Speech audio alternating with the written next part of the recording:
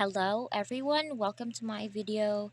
This is Kay Serenia from BSN English 3A. For today's video, I am going to answer 5 questions about the parable that we've read or the Plato's parable, which is entitled The Allegory of the Cave. So the first question is, what do these metaphors mean? So I have here 5 metaphors: cave, shackles, shadows, light, and prisoner. And the first one is cave.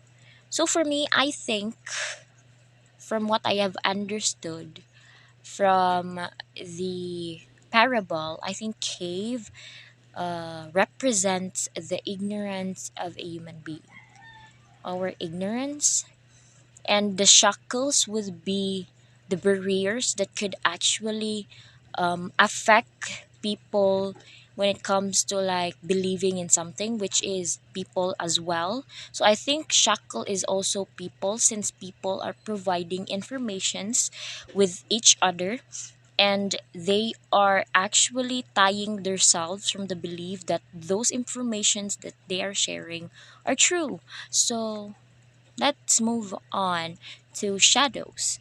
I think shadows would be the information that is given from a specific person, wherein you believe that that specific information is true, but it's not accurate at all.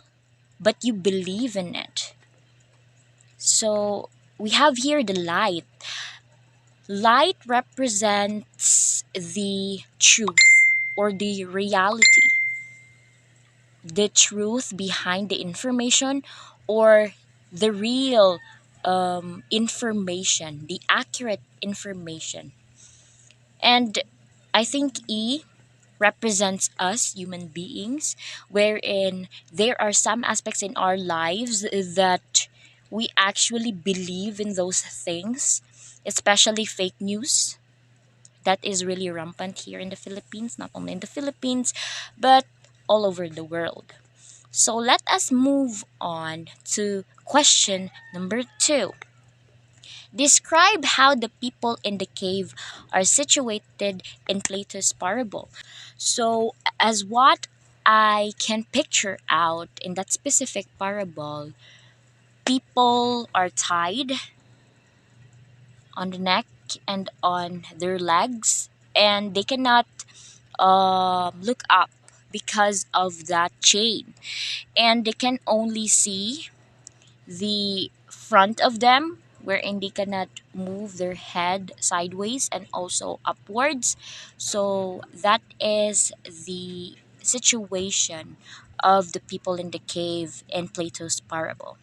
So what can't they move their legs or necks to take a look around? As what I've said earlier, because they are chained. So what they can do is only look in their front. What is the only thing that they are capable of seeing? So they are only capable of seeing shadows. Yeah, the shadows behind, and behind them there is a wall, and behind the wall there is a fire. That is why there are shadows, that they could see shadows in their front because of the fire behind the walls as well. And what is their only source of light? The only source of light is, I think, the fire. And if they can look up, they could see the light, but they can't. So I think the fire and the light, but they can't see the light. So that's it.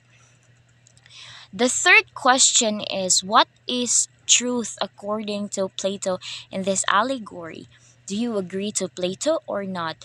So for me, the truth for Plato is that in this kind of aspect wherein we are stuck, or let's just say we are in our comfort zones, there are more reality or truth or accurate, or let's just say more experience in life if we go out from that comfort zone.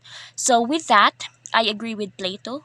Yes, because we cannot actually stay in that aspect or in that comfort zone because we cannot grow. We cannot um, have a lot of experience if we would still be stuck in that same aspect or in that same situation.